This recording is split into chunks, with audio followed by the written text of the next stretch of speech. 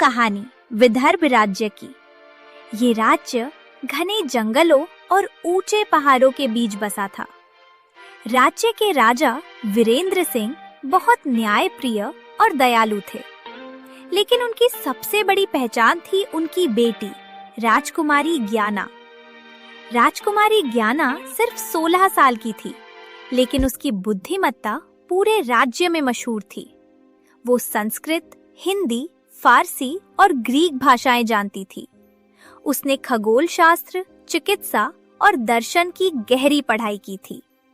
लेकिन सबसे बड़ी बात, वो किसी भी समस्या को शांति और समझदारी से हल करना जानती थी। पिताश्री, राज्य की प्रजा खुश है, लेकिन मैं सुन रही हूँ कि जंगल के उस पार के लोग डरे हुए रहते हैं। वहाँ एक बूढ़ी चुड़ैल रहती है। क्या ये सच है? जंगल में मत जाओ, वो चुड़ैल बहुत खतरनाक है।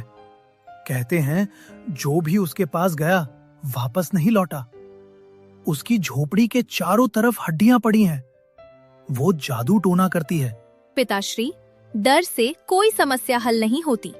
अगर वो सच में खतरनाक है, तो हमें जानना चाहिए कि वो क्यों खतरनाक है, और अगर वो खतरनाक नहीं है, तो लोग उसके बारे में झूठ क्यों फैला रहे हैं? राजा ने मना किया, लेकिन राजकुमारी ज्ञाना के मन में एक बात बैठ गई थी। उसने तय कर लिया वो खुद जाकर सच्चाई जानेगी। अगली सुबह सूरज निकलने से पहले राजकुमारी ज्ञाना ने साधारण कपड़े पहने। उसने एक टोकरी में कुछ फल, एक किताब और एक छोटा सा दर्पण रखा। वो घोड़े पर सवार हुई और घने जंगल की तरफ निकल पड़ी।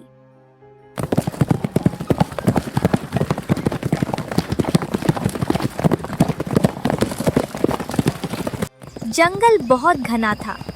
रास्ते में विशाल पेड़ थे, जिनकी डालियां आपस में उलझी हुई थी। चारों तरफ सन्नाटा था, सिर्फ पक्षियों की आवाज और पत्तों की सरसराहट। कभी-कभी किसी जानवर की आवाज सुनकर घोड़ा घबरा जाता, लेकिन राजकुमारी ने हिम्मत नहीं हारी। उतना डरावना नहीं जितना लोग कहते हैं। डर तो मन का होता है। अगर मैं शांत रहूंगी, तो जंगल भी शांत रहेगा। करीब 3 घंटे चलने के बाद उसे दूर से धुआं दिखाई दिया। उसने घोड़ा रोका और देखा सामने एक छोटी सी झोपड़ी थी। झोपड़ी सूखी घास और लकड़ियों से बनी थी। उसके चारों तरफ सच में कुछ हड्डियां पड़ी थी, लेकिन राजकुमारी ने ध्यान से देखा, वो जानवरों की हड्डियां थी, इंसानों की नहीं। तो ये है वो डरावनी चुड़ैल की झोपड़ी। लेकिन ये तो बिल्कुल साधारण लगती है। राजकुमारी ने झोपड़ी के दरवाजे पर दस्तक दी।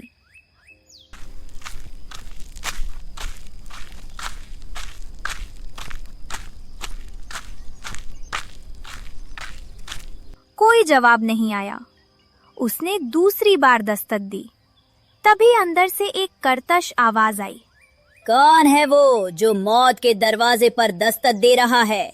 दूर चला जा, नहीं तो तेरी हड्डियां भी इन हड्डियों के साथ पड़ेंगी। मैं राजकुमारी ज्ञाना हूँ। मैं आपसे मिलने आई हूँ, मरने नहीं। अगर आप मुझे अंदर आने देंगी, तो मैं आपके लिए कुछ मीठे फल लाई हूँ। कुछ देर सन्नाटा रहा, फिर दरवाजा चरमराते हुए खुला। अंदर से एक बूढ़ी औरत बाहर आई। उसके बाल सफेद और बिखरे हुए थे, चेहरे पर झुर्रियां थी। उसने काले रंग के कपड़े पहने थे और उसकी आंखों में एक अजीब सी चमक थी। तुझे डर नहीं लगता मुझसे? सारे गांव वाले मुझसे डरते हैं। बच्चे मेरा नाम सुनकर रोने लगते हैं। तू अकेली आई है? मैं सिर्फ सच्चाई जानने आई हूँ। लोग कहते हैं आप चुड़ैल हैं, लेकिन मैं आपकी आंखों में देख रही हूँ। आपकी आंखें क्रूर नहीं हैं, वो उदास हैं। अंदर आजा, लेकिन ध्यान रखना, मैंने आज तक किसी को जिंदा वापस नहीं जाने दिया। तो फिर मैं पहली होंगी। राजकुमारी झोपड़ी के अंदर गई। उसने जो देखा वो उसकी सारी धारणाओं को गलत साबित करने वाला था। झोपड़ी के अंदर जादू टोने की कोई चीज नहीं थी। वहाँ एक छोटी सी चारपाई थी, एक मिट्टी का चूल्हा और दीवार पर कुछ चित्र लगे हुए थे। चित्रों में एक छोटी लड़की और उसके माता पिता थे। ये चित्र किसके हैं?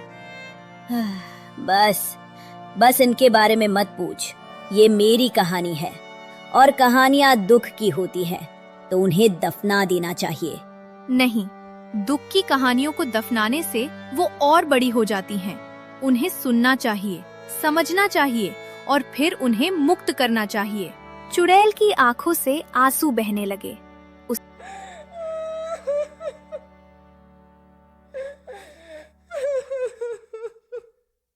उसने बताना शुरू किया। मेरा असली नाम सुमित्रा है। 40 साल पहले मैं इसी जंगल के पास के गांव में रहती थी। मेरा एक पति था और एक छोटी बेटी थी, गुड़िया।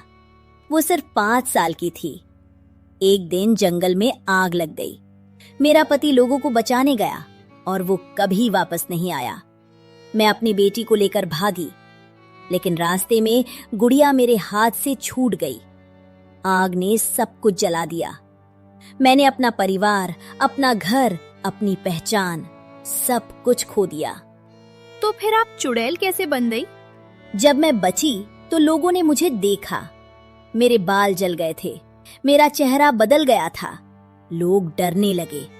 किसी ने मुझे अपने घर में नहीं रखा, किसी ने मुझे खाना नहीं दिया।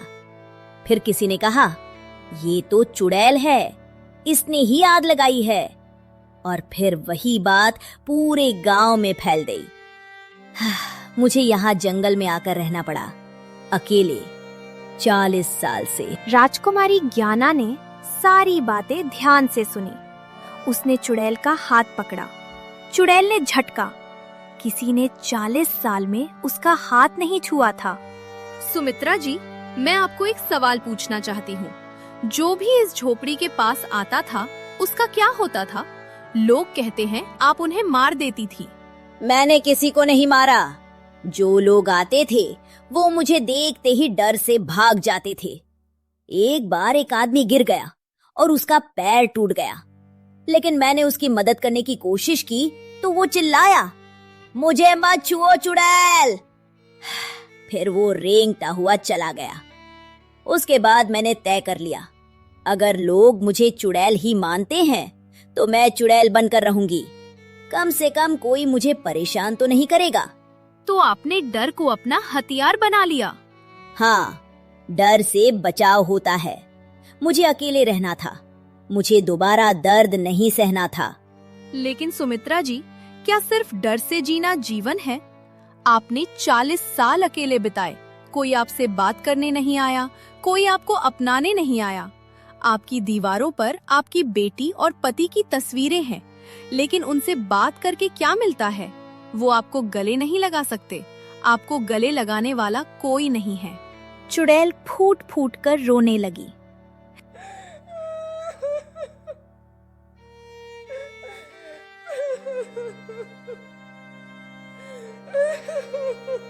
चालीस साल का दर्द एक साथ बाहर आया। तो मैं क्या करूं? लोग मुझसे डरते हैं। मैं उनके पास जाऊं तो वो मुझे पत्थर मारेंगे।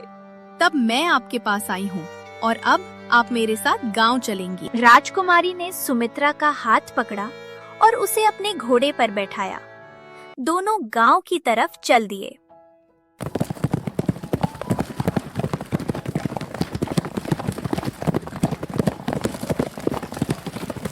लेकिन जैसे ही वे गांव के पास पहुंचे, हड़कंप मच गया।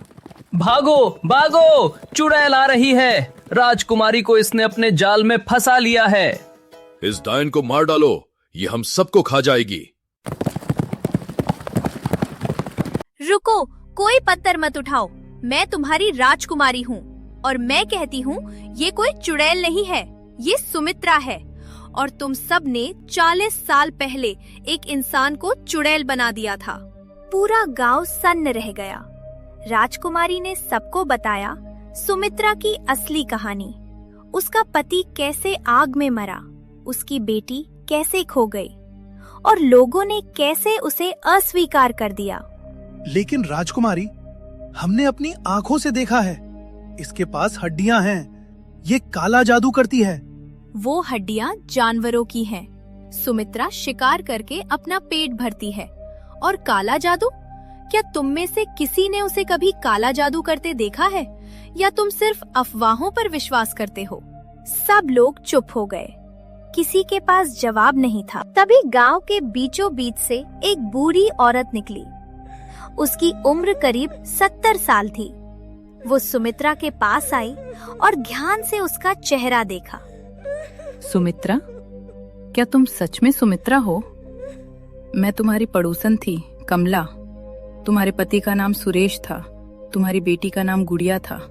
वो अक्सर मेरे घर खेलने आया करती थी। कमला? तुम कमला हो? तुम्हें मैंने 40 साल में नहीं पहचाना। मेरा चेहरा ही बदल गया है। हम सब मूर्ख थे। उस दिन आग लगी थी, हम सब डरे हुए थे। किसी ने कहा कि तुमने आग लगाई है और हम सबने मान लिया। किसी ने सच्चाई नहीं जानी। तुमने तो हमेशा सबकी मदद की थी। तुम वही हो ना जिसने मेरे बेटे को सांप के काटने से बचाया था? हाँ, वो मैं ही थी। लेकिन तुम सब मुझे भूल गए। तुमने मुझे एक चुड़ैल बना दिया। पूरा गांव शर्मसार हो गया। कई लोगों की आंखों में आंसू थे। मुखिया ने सुमित्रा के पैर छुए। हमसे बहुत बड़ी भूल हुई। हमने तुम्हें सालों दर्द दिया। हम तुम्हारे कर्जदार हैं। मुखिया जी, गलती मान लेना बहुत बड़ी बात है, लेकिन अब सिर्फ माफी से काम नहीं चलेगा। सुमित्रा ने 40 साल अकेले जंगल में बिताए हैं। अब उसे अपनाने का समय आ गया है। हम उसे अपने गांव में रखेंगे। उसके लिए एक घर बनवाएंगे। नहीं, सिर्फ घर काफी नहीं है। उसे सम्मान चाहिए, उसे प्यार चाहिए। मैं चाहती हूँ कि सुमित्रा को गांव की वैद्य माँ बनाया जाए। वो जड़ी बूटियों का ज्ञान रखती है। वो बीमारियों का इलाज कर सकती है। उसकी मदद से गांव का स्वास्थ्य सुधरेगा। सब लोग सहमत हो गए। सुमित्रा को वैद्य माँ का दर्जा दिया गया। उसके लिए गांव के बीचों बीच एक छोटा सा घर बनाया गया। झोपड़ी नहीं। अगले कुछ हफ्तों में सुमित्रा गांव की सबसे सम्मानित व्यक्ति बन गई। उसकी जड़ी बूटियों से कई बीमारियां ठीक होने लगी। बच्चे उसके पास खेलने आते थे। उसे वैद्य माँ कहकर बुलाते थे। मैंने सोचा था कि मेरी जिंदगी खत्म हो गई, लेकिन तुमने मुझे दोबारा जन्म दिया। तुमने मेरे अंदर की चुड़ैल को मार दिया और एक इंसान को जिंदा कर दिया।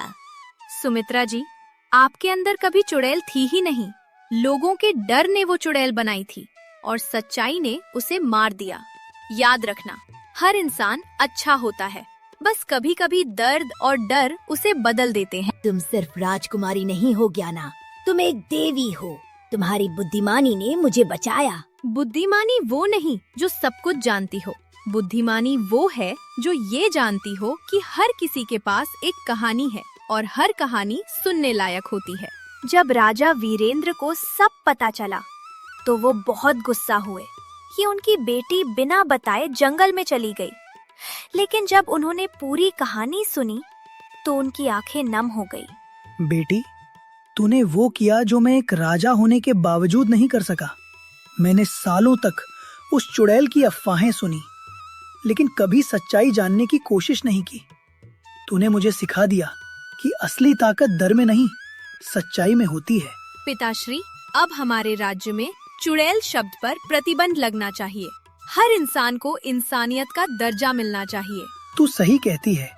आज से मैं आदेश देता हूँ, इस राज्य में किसी को भी चुड़ैल, डायन या भूत नहीं कहा जाएगा। हर इंसान का सम्मान किया जाएगा। उस दिन के बाद विदर्भ राज्य में एक नई मिसाल कायम हुई। लोगों ने सीखा कि अफवाहों पर विश्वास करने से पहले सच्चाई को जानना जरूरी है। तो दोस्तों, इस कहानी से हमें कई बड़े सबक मिलते हैं। सबक नंबर 1, किसी को लेबल मत लगाओ। चुड़ैल, भूत, डायन ये सिर्फ शब्द हैं। इन शब्दों के पीछे एक इंसान होता है, एक कहानी होती है, एक दर्द होता है। सबक नंबर 2, डर अंधा होता है, समझदारी रोशनी देती है। अगर राजकुमारी ज्ञाना डर गई होती तो सुमित्रा जिंदगी भर चुड़ैल बनी रहती। उसने डर को हिम्मत से हराया